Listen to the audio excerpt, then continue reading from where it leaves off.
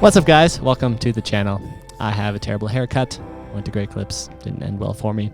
I have an okay haircut. You've got great hair. Thank you. Mine's gone. So today is episode 63, Luke, which is pretty cool. I think your hair looks completely fine, and actually you look great. Thank you. Yeah. I just look like 12, I don't know why you would hurt your feelings like that. It's not that bad. Yeah, I don't really mind it. But so it's just me and Aiden today. Aiden. Jonah has an essay to write with a broken computer, and then he has work at 3. It is currently 10. Yeah, It's 11. 11:30, like 11 a.m. So, you know, he needs to prepare for work in the next 4 hours. Kyle is out of town. He didn't specify where, but he's getting back this afternoon. So, yeah, that explains the absence of those two. But today, we have been reading Wild at Heart, as I'm sure you guys are aware. But there's always a but. I kind of forgot that we're only supposed to read a certain amount of chapters. So I kind of got like caught up in it, and I read the whole thing. And I would say by accident. But I really enjoyed it. So I'm not really upset about it. And so today we're going to try to focus on chapters 3 and 4. Luke, do you remember what those ones were called? Yeah, so chapter 3 is called the question that haunts every man. Mm-hmm. And then chapter 4 is the wound. But I guess we can start on chapter 3. Yeah. So the first part of that book was the Line of Judah. So what does the Line of Judah mean to you, Aiden? What does it symbolize? Well, I remember Eldred talking about it as in the cage line. Was that the part? Yeah. So he had an anecdotal story where he went to the zoo with his sons, and he felt bad for the lion in captivity because he was comparing it to the heart of a man in the sense that, like, it can't be held captive. Mm-hmm. And I think he compared Jesus to a lion, or maybe like the Bible does. Yeah, Line of Judah. Yeah, the Line of Judah. I remember him talking about that. But to me, I mean, do you ever feel like, so the story was really like this lion, it's this powerful creature that could kill you if it was not in captivity, right? Mm-hmm. And it's caged up, and the lion like sees a human on the other side of the glass, and John Eldred's like, I wish it would have swiped its paw at me. Exactly. But it didn't, because in a sense it almost forgot that it was a lion. Yeah. It forgot how powerful it was. Mm-hmm. And yeah, when I was listening to the audiobook because, but when I heard him say that, I also resonated with the line in the sense that like the daily grind of whether like it kind of revolves around a few things, whether it's like school or work. Work kind of out of season right now because I'm not working right now, but school, working out, and then like things that I want to do personally, like I still feel captive in the sense that like I don't have a lot of opportunities to go on adventures, and I really like long for just a period of time where I can be alone with Jesus. Because my faith has been fine recently, getting stronger, I hope. It's just, it feels more routine than spontaneous, and I would like it to be the latter. Yeah. So I resonated with the line in captivity. Because in a sense, like this, like you're talking about, like this world, it almost holds us captive with all the responsibilities it brings and all the things we take on.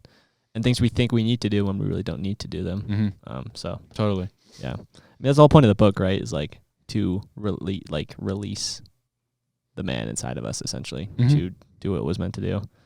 Our fear was the next section of that. So I mean, for me, like, what's your biggest fear, Aiden? My biggest fear, that's actually a good question. Do you have a biggest fear? I think I always said, like, my biggest fear is the fear of failure. And I think it maybe has changed. I think not the basic statement hasn't changed. There's different things I'm afraid of failing now. Like, I'm not as afraid of failing in this world in the sense of like, oh, if I die with no money, like, okay, whatever, big deal.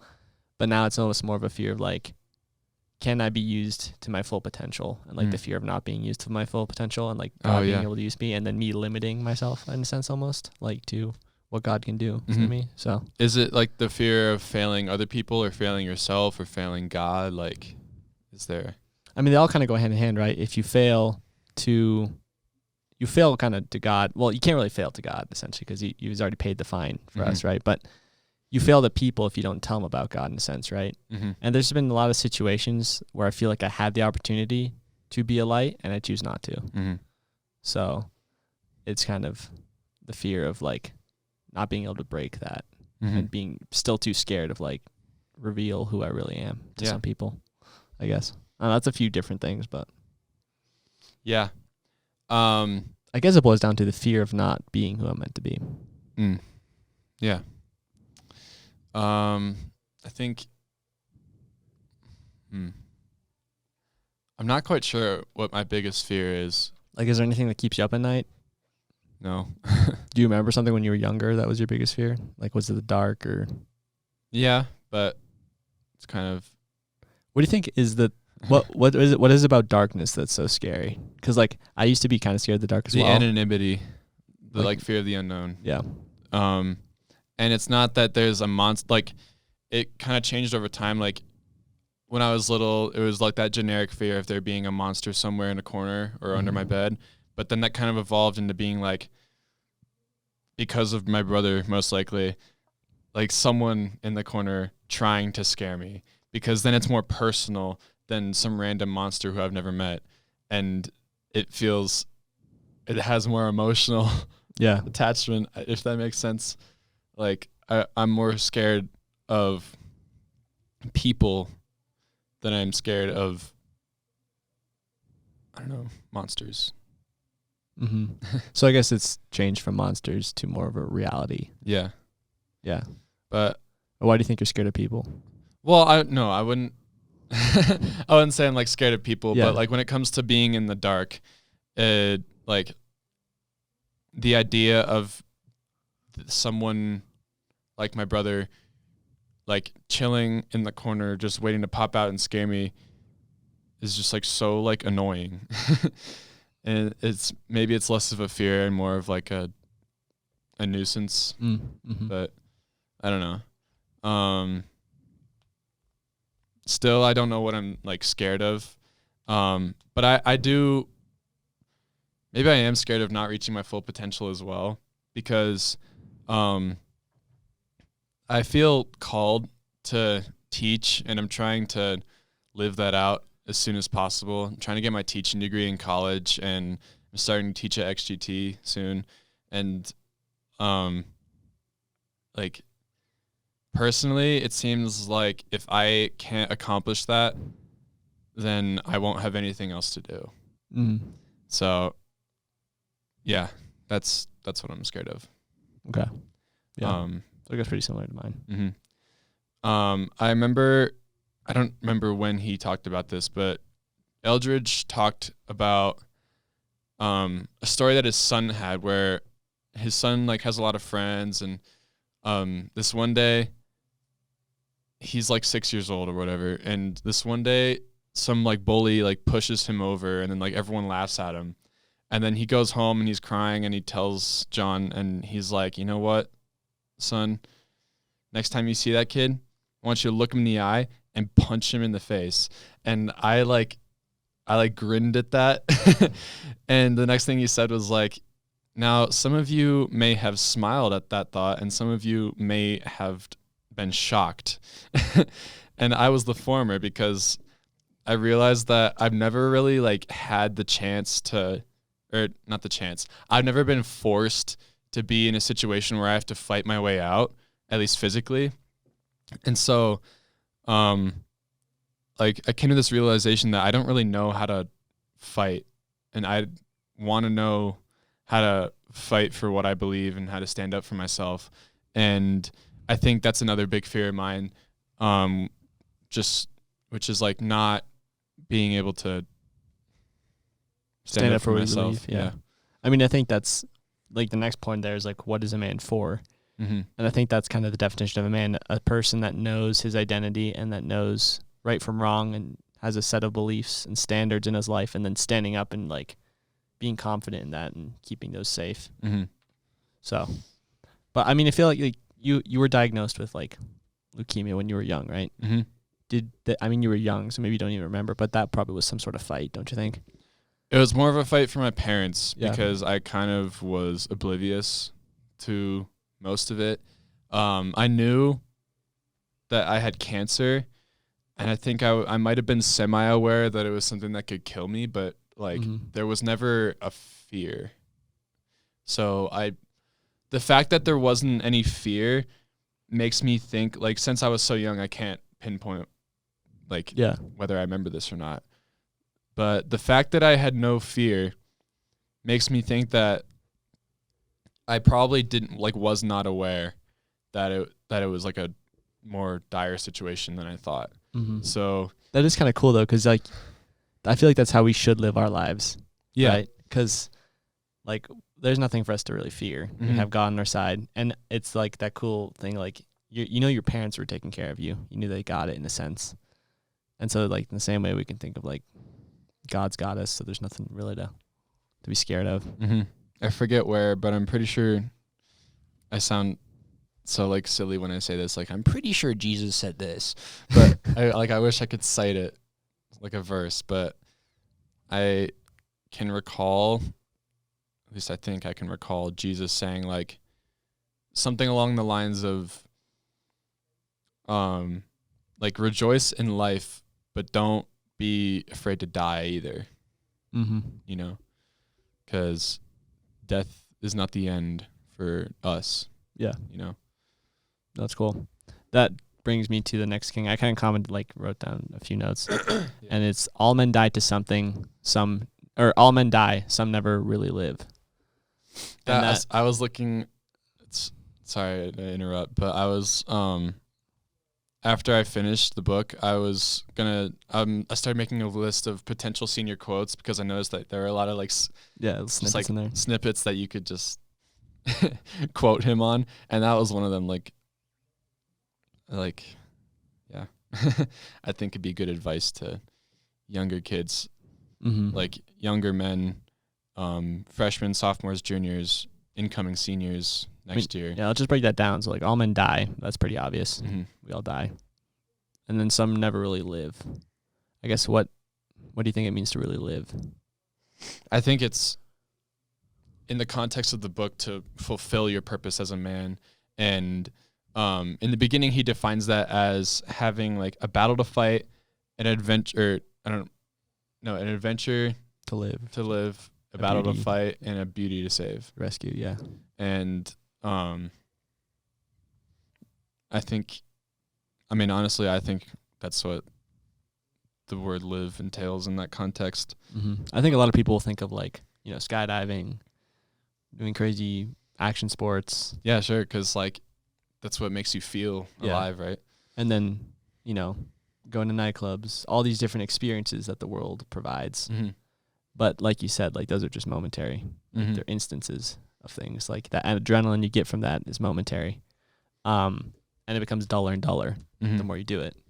But I mean, the first thing you said with like the like extreme stuff or whatever, like skydiving or cliff jumping or whatever, that I think that in a lot of cases would fall into the place of like an adventure to live. That definitely falls into the role, right? But if you make that your main purpose, and like that's the only part of the adventure, like a career choice, Well, it could be. Yeah. But like if that's Red Bull. Like picking any one of those things as like your purpose and the thing you pursue most is going to lead to burnout and unfulfillment. Yeah, totally. So it's got to lead to something bigger, which is kind of obvious, and because we're doing a Christian podcast, which is following Jesus and stuff. Yeah. But I think it's just cool to see like it is an adventure. If you were like today in XGT we were teaching like what would it look like if you just fully lived for God, and like I was just thinking like it'd be spontaneous. You'd have nothing holding you back. Like, yeah, God doesn't live by principles. He's not he's really, like you said, spontaneous. Yeah. He doesn't have like a schedule. Well, he knows exactly. Yeah. I mean, he has a future schedule, but he like he doesn't Just like, on his you calendar, can never, end of the world. but you can never guess, you know? Yeah. Like he definitely has a schedule, but you can never foresee what's on it. Mm-hmm.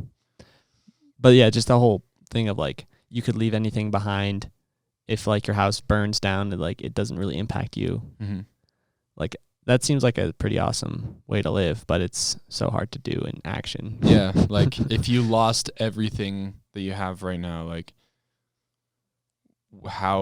first of all, how would you feel?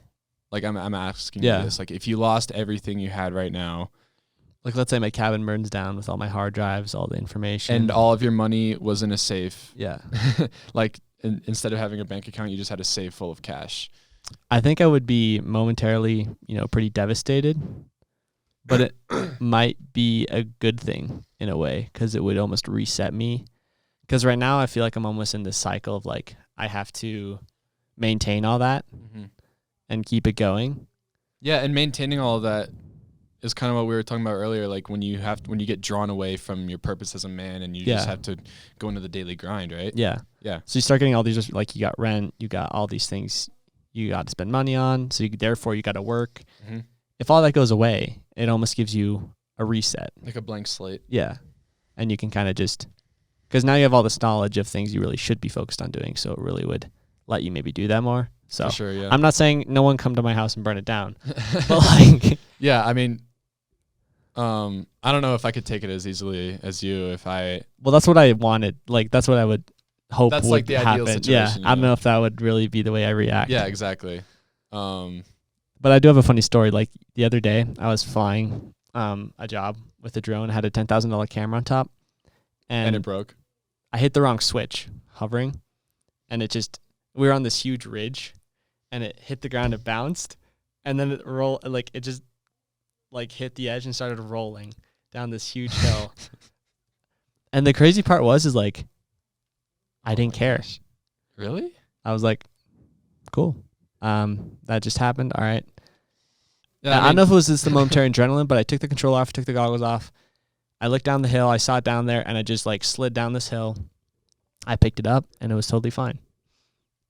Which is crazy. That's so weird. It's like I'm happy because like in that moment, like my mindset was like, okay, if this happens, then these are the consequences. I can deal with that. That's okay.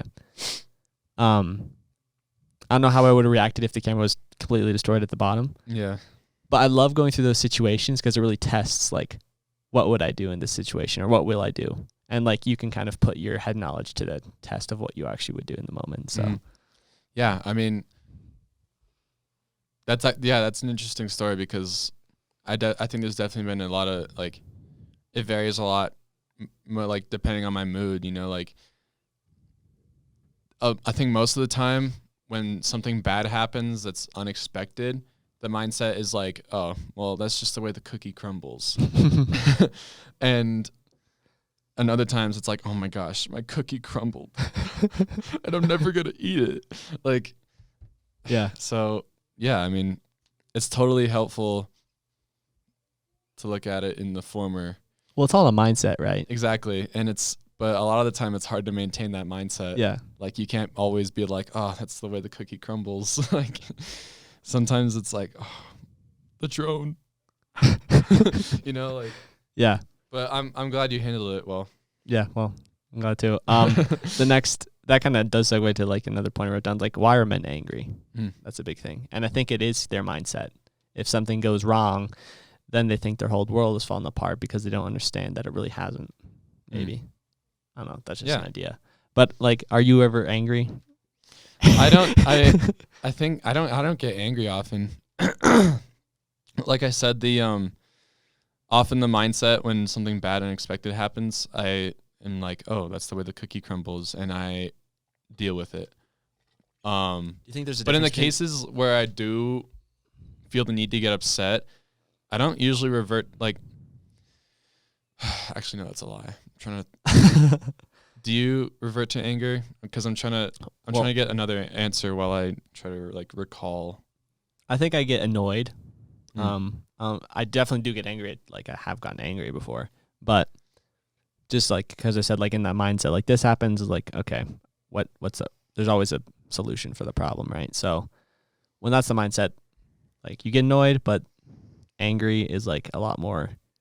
It's not as big of a thing, and maybe part of that is because like I live by myself, and there's not really much to get angry at besides like computers or things like that. So maybe if I was in like a situation where there was like a lot more people around me that maybe didn't believe what I believed, or like sometimes I think you can get more angry when you know the people around you say they believe what you believe, but they don't act upon it.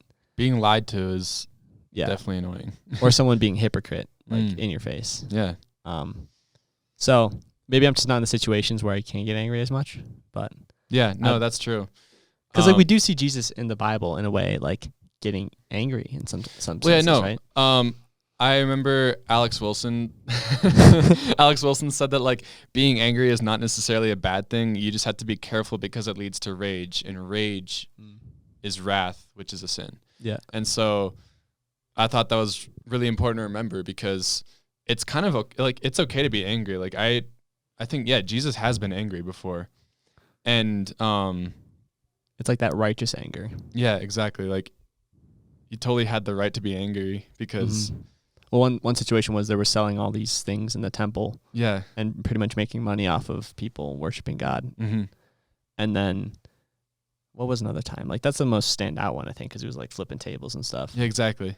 And then like I mean, but most of the time, like let's say Peter cut off someone's ear, it used to be like he didn't really get angry. He just told Peter a lesson. He was a little bit upset with Peter, and he put the ear back.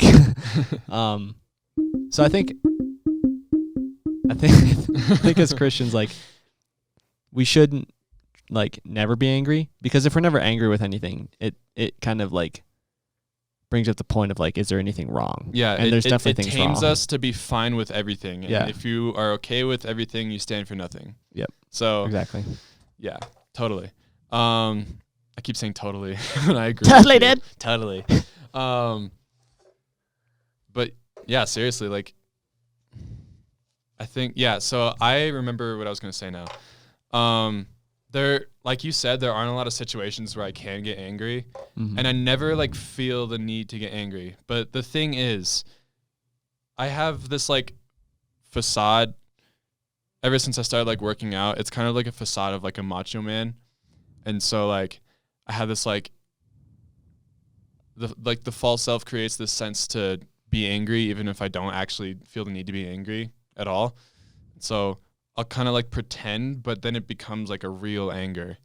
And so at first I'm like, oh shoot, like I'll be cursing, but it'll be like, oh shoot, like you got an F on this test or whatever, like, and then it's like I'm like just kidding at first, and then it evolves into like, oh gosh, like I'm so mad at everything. I'm gonna go kill a puppy. Yeah, but yeah, and I think too the reason we don't maybe get angry as as much as a lot of other people we see around us is like because we do have a purpose and we have desires, and like we're like kind of trying to work at and fulfilling a lot of those desires, right? Because there's a quote in the book for that poet wrote, George Hubert, something like that. Herbert. A man begins to die when he quits his desires. So that's, I think, what makes a lot of people, men especially, angry, is when they're doing something that they don't want to be doing, but they have to do it to keep up a facade or to keep up like being acceptable in society.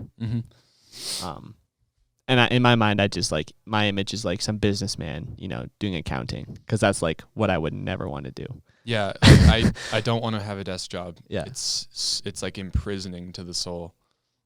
Yeah, not do it. And yeah, I think, based on what Eldridge talks about, in those 2 chapters, it's really important to remember that, Jesus was not always like a Mary Sue. And so it's important to remember that you don't always have to be docile in every situation. And that's why it's important to fight for what you believe in, even if it's not physical. There has to be a battle, Yeah. So, No, that's a good spot to leave that off on. Do you want to hop into some Q&A? Sure. All right. Well, first we have a compliment. So I don't know if we should read compliments on the podcast, but I'm going to read this one. Why'd you put it on the document? At this point, we're so desperate for anyone to say something. I'm just, any comment goes on to the document. Guys are so dry. We're in a drought. I just want to say how much I love this podcast. It feels like a family where we encourage each other, talk about life and learn new stuff. I know it takes a lot of work to make every episode, find new good stuff to talk about and how to put it all on YouTube and so on. I just want to thank you so much for all your effort. May you be blessed and filled with strength. Thank you. Riley? I don't know. How do you think you say that name? Rahela. I don't know. Yeah. Ryla. I appreciate it. We really appreciate all part that. Of the fam. Yeah. And I'm glad that you pointed out that it feels like a family because I think spiritually, like we are a family. Yeah. You know? And brothers and sisters, baby. Yeah. All sons of Adam and daughters of Eve that go through the same struggles. And so we all look to one person who is Jesus and encourage each other through that. And our Father. And yeah. If you want to make it easier for us to make content, ask more questions. The only reason it's difficult is because of you guys, okay? So I recently posted a short because we didn't post an actual episode. Yeah, I saw. And Dwayne Cannon commented. Do you want to read this one? Sure. Wise words from our... It all comes back to me. If I didn't care so much about me, then I would share Jesus with you. It is hard. It is hard, but you can't... shoot, I cannot read right now. It is hard, but if you can just start grasping the fact that Jesus says love the Lord love the Lord your God with all your heart, soul, and mind, and love your neighbor as yourself. Well, I do love myself, not in a weird way, but I go through life trying to protect myself. So if that's true, then I need to love others, and as I start loving others, it helps me share Jesus with them because I honestly care where they spend eternity. It's true. In Mississippi, everyone is a Christian. Notice I put that in quotes. Everyone is a Christian. So unlike where you live, we had to deal with that when you deal with the Mormons. So everywhere it has its difficulties. I guess Utah's pretty close. Yeah. We have to deal with more, I guess, people that don't believe in anything or that believe they are gods, essentially. Yeah.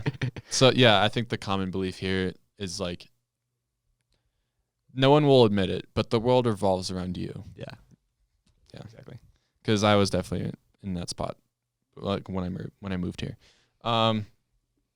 I start out with the conversation just talking, and then I lead in with, where do you go to church? And that opens the door a lot of times. It's really just making the first move and then letting Jesus talk through you after that. So I thought it was pretty cool. And I want to break down some of those points. Is like, so yeah. He says, like, we're supposed to love, right? Mm-hmm. And I think a lot of people, like we were just talking about, misinterpret that as like being docile and like letting everything happen to you because you're loving, you're kind, right? Yeah, but John, sorry, I don't mean to interrupt, no, or I do mean to interrupt. I'm gonna be honest. John Eldredge says, like, you know what? I completely forgot what I was gonna say. So just continue, Luke. I'm so sorry. Well, no, just kidding. Okay, so, loving sometimes, like we talk about this a lot. Like loving sometimes is, you know, He says that he says that the church just produces really nice guys, and the world doesn't need any more nice guys. Yeah. So yeah. There you go. Yeah. Sometimes loving is, you know, being strict with somebody. Like tough love. Yeah, like a parent and a kid, essentially. And so loving doesn't always look like agreeing with everything someone says, but telling them why you think they're wrong and what you think, in a kind way, obviously. But yeah, because. Well, like it's like the thing that Wolfgang says, like if you love someone, you're going to tell them the truth. Yeah. Because you want them to be with you in this battle. Mm-hmm. So. And then what was the other thing I was going to talk about this on?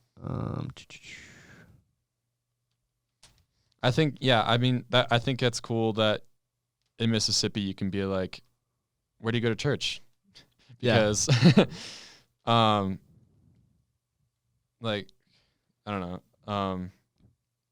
There's like good questions you can ask in certain places that easily lead to that conversation. Yeah, it's really easy to say like, where do you go to church when I'm in Florida, you know? But yeah, like here you can ask like, are you spiritual? Yeah. Because people like spirituality is kind of cool, you know. Yeah, in this place. spirituality is in. Yeah. So you go there and you can start from there and break it down from there. Mm-hmm. But also, like, what I was gonna say is that whenever I stumble upon the fact that I go to church, it's like I was talking to my homecoming date last night, and it's like, sorry, it's like, I'm sorry, I'm texting my church group. It's like, oh, you go to church? Like, that's usually the question I get. Like, yeah, I go to church. Do you try to elaborate or try to like? I mean, it depends who you're talking to, obviously. Yeah, it does. But last night I was like, yeah, I've known these guys for years, so it's really important to me that we're in touch. Nice. Well, let's move on to the next question. Austin. Oh, Austin, just want to shout him out because he DM'd us, and I asked him how he found us, and he's the president of Young Life at CU. No way.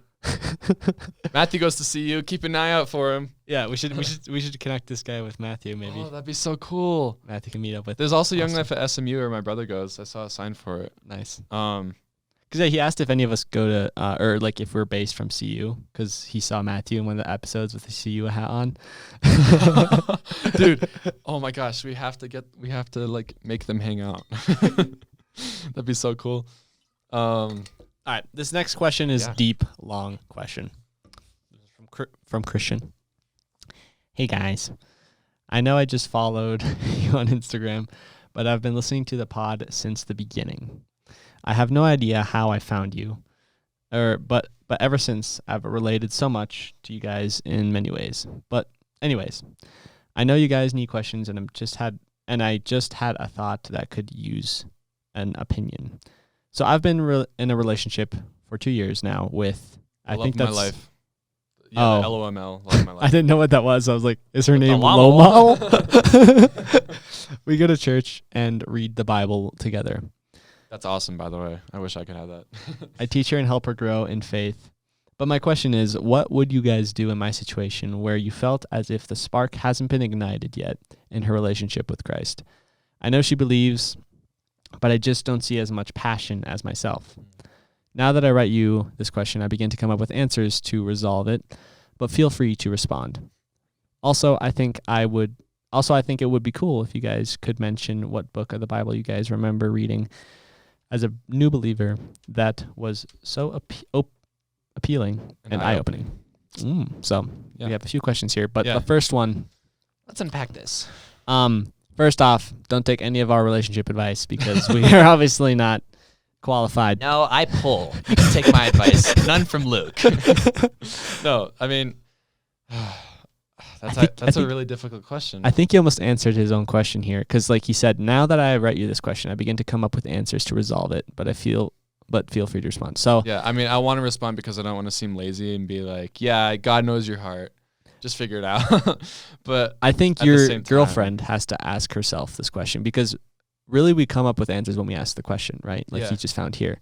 So she has to start questioning things. And that might sound counter thing, but like maybe she's in a situation where everyone believes the same stuff and it's just normal too. Mm-hmm. But once you start questioning and looking for yourself on the answers, it makes it a lot more real. So maybe that would be some sort of solution, is her like trying to get her into situations where she's asking questions. Yeah. I think the best advice for you to hear right now is that like, it's not, I appreciate you like looking to us for answers, but at the same time, like it is her question, like her questioning of God that leads to the spark. That leads to the spark that maybe you guys found by the time that we received this question. Pretty old. How I guess that if we boil this question down is like, how do you spark someone's desire or spark someone's flame for the gospel, for Jesus? And I think that's like $1 million question. Yeah, it's there's so much to, and I think it's different for a lot of different people. Yeah, totally. Because we all go through it too, right? Like sometimes we don't want to do the podcast, or sometimes we don't want to go to church. So what happens in our lives that brings us back to coming into community and into fellowship and into reading God's word and diving in and trying to understand it? And for me, it's like sometimes when things happen in life and you realize you have to fall back on truth. And truth is God, so you fall back on that. But then another like, I guess just community is really important, and what you're surrounded by. Yeah, I think it's cool that, and I'm not jealous at all that you have a spiritual girlfriend like that. That's cool, man. I know. I think that's cool that you can do that. I wonder where you bought her. Actually, I found the solution. Show your girlfriend this podcast, not this episode. Episode 4. Yes. Is it okay to be gay? That'll spark her interest right up.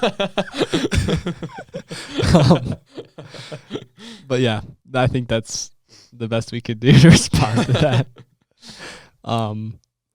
Yeah, obviously, like, to get someone, like, to get someone's spark to spark, it would take probably, like, at least an hour to unpack all of the questions that come from the logistics of that. So I don't know if we could answer that, but the best advice that we could give you is that it is her questioning that leads to a spark igniting and you guys being more spiritually connected.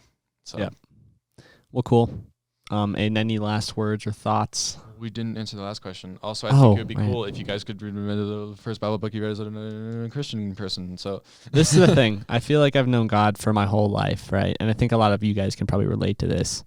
Because I grew up in a family that, like, the first TV shows I remember watching were Bible cartoons and all that kind of stuff, and like all the books we would read. Yeah. And so it's hard for me to think of like a book that like made everything make sense. Like a book in the Bible? Yeah. But I guess Romans is really cool because it does unpack a lot of the questions I think a lot of people have about just salvation and like how that works and grace. So I think Romans is really cool. Mm-hmm. I actually just started reading Romans. Nice. For the first time, so don't spoil it. Are you done? Yeah. When I started doing when discipleship was a thing a few years ago, you remember with like Kyle and your brother Matthew, Lewis, and Robbie, when everyone would actually show up. Even Logan was there. I don't think I was there when Logan was, because I don't remember Logan being there. But when I realized that these are the people that I want to hang out with, my interest was piqued into scripture. And so I just flipped straight to Proverbs because as a linguistic man, I knew that I knew that Proverbs was like it could be used as like important things to remember maybe, or like, I don't know, stuff like that. That's what I was seeking from it. And so that was the first book that I read on my own accord. And I mean, I can't say, like, obviously I would recommend everyone to read Proverbs, but I would recommend everyone to read every book of the Bible, you know? Like, I can't just suggest, like, newcomers to this faith to be like, I can't just suggest to all Christian noobs, like noob Christians, to be like, okay, read Romans and then start at Genesis. Like, I mean, you start reading anywhere. Exactly. And just make sure you have someone you can ask questions that know what they're talking about, because it'll make it a lot more sense. Because there's things in the Bible, like today we're teaching XGT, and there's a verse in there. It's like, he's like, if you don't hate your mother and father, if you don't hate your life, you can't follow me. Yeah. And like to a lot of people that would make no sense. Exactly. Like, I need to hate my parents in order to follow Jesus? Like, yeah, that's true. You need to, it's, if you don't have a lot of experience with prayer, it's a lot easier when you have a role model who does. And so you can go to them and ask questions like, what does this verse mean? And then you guys can talk about it together, and it's really time well spent. Yeah, it's just seeking community and discipleship. Mm-hmm. Well, with that being said, please send in more questions. Thank you guys for watching and listening. Please like and subscribe. Leave us a review on Apple Podcasts. Make sure to like and subscribe, or else I have a sword. Aiden will dice you up. Oh, it's time to be real. I'm getting the sword out. Yeah. Oh, we should tell our followers to go and be real. That'd be actually kind of sick. Oh yeah. Guys, if you have Be Real, if you guys don't know about it, it's like a social media app where there's a certain time in the day where you post and you can't see anyone else's post unless you post, and there's only one opportunity a day, and it's like essentially you do it like right when you get it, so it's just like being real essentially. Yeah. And so it takes a photo from both cameras, Yeah. the front and the back. So if you want to follow us, It's supposed to show what you're doing in the moment. yeah, if you want to follow us and see what's going on in our lives, and we can see what's going on in your lives, we'll leave our usernames down below. And I think right now it's me, Aiden, and Matthew that are using it. So we'll see you guys over there. I've never seen him post though. Does he post? He taught me how to live my life as it should be. He taught me how to turn my cheek when people laugh at me.